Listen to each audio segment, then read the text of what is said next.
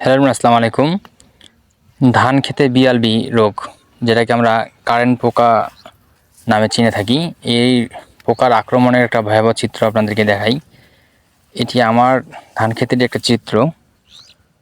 এই একটা জমিতে যে পরিমাণের কারেন্ট পোকা আক্রমণ করেছে, এই দেখেন কারেন্ট পোকা যে নামের, এই আক্রমণের কারণে এমনভাবে ক্ষেতটা নষ্ট করে ফেলছে যে যেমন হচ্ছে পুড়ে গেছে, পুরা ক্ষেতটা শুকিয়ে গেছে। অথচ পরপর 8 দিন পরেই এই কারেন্ট পোকা দমনের ঔষধ স্প্রে করা হয়েছে। এমন একটা সময়, এখন মাঠের চারপাশের যে মিনিকেট বা যে কোন ধানগুলা সব উঠে গেছে। এখন আমরা যারা এই 16 বা 29 আরও হাইব্রিড ধানগুলো চাষ করেছি, এই ধানগুলো আছে, মিনিকেট ধানের যে পোকাগুলো, ওগুলা এখানে এসে বংশবিস্তার করেছে।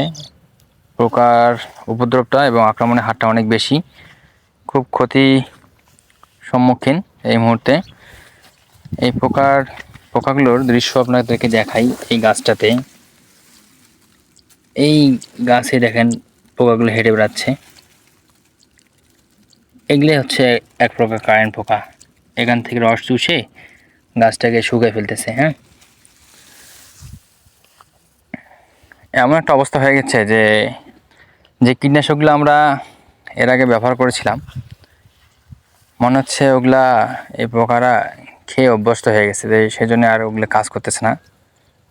খুব খারাপ একটা দৃশ্য।